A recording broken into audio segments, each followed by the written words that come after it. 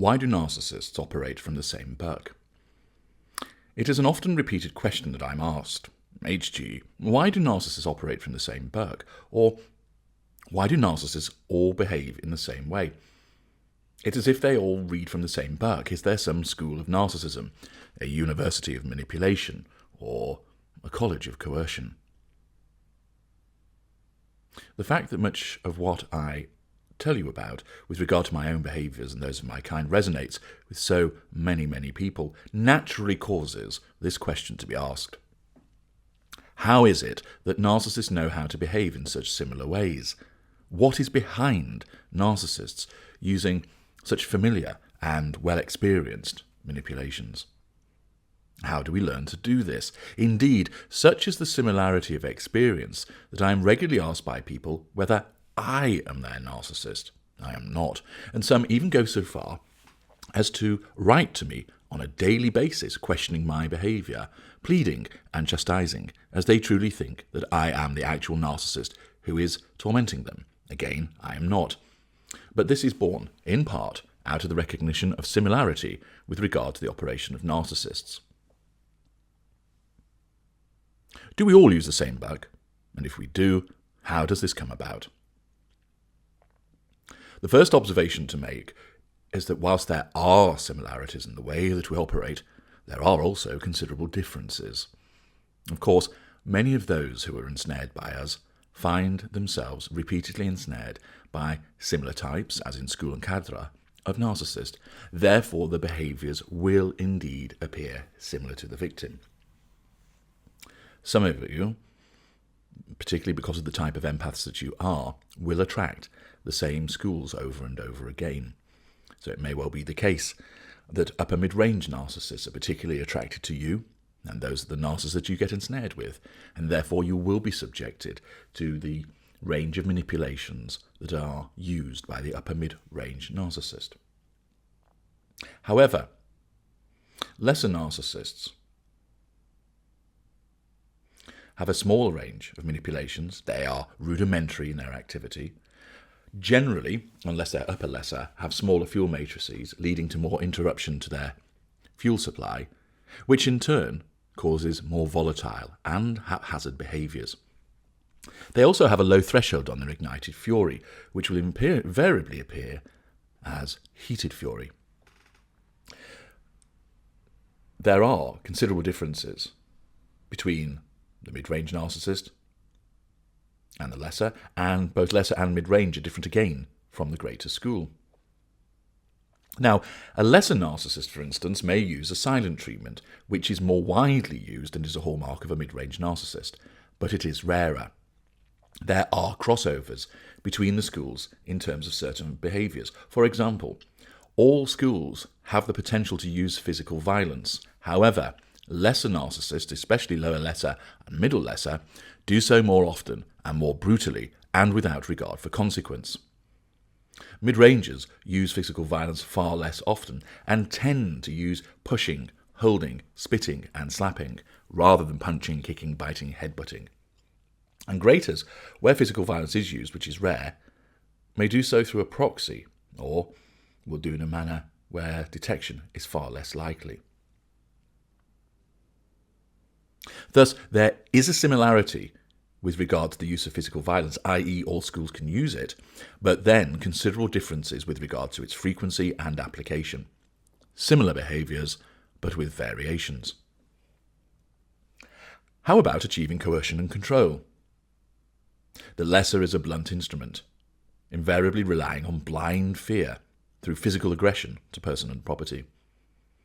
Broadly speaking, the mid-range narcissist will rely on being kind and good-natured, moving to pity and emotional blackmail. With upper mid-range, the application of superiority, before then moving on to threat, for all three of the sub-schools of mid-range. Albeit, with mid-range narcissists, threat invariably remains that. The greater uses more extensively charm, reward, and the application of considerable resource. Thus, all three schools engage in coercing and controlling victims, but do so in differing ways. What then of fuel matrices? I have written and spoken about the different fuel matrices of the different schools, and they show a commonality. We all need fuel, but there are significant differences in the composition and extent of those fuel matrices. The lesser narcissists, particularly lower lesser and middle lesser, have a small fuel matrix with a heavy reliance on the intimate partner primary source, and is more likely to make use of a non-intimate partner primary source should the need arise. The mid-range narcissists have a wider fuel matrix, but again they still rely significantly on the intimate partner primary source and less on a non-intimate partner primary source. The greater has the widest and most varied fuel matrix. Whilst there will remain some reliance on the IPPS, it is nowhere near as great as the other two schools, and indeed the greater school can endure for far longer without a primary source at all compared to the other schools.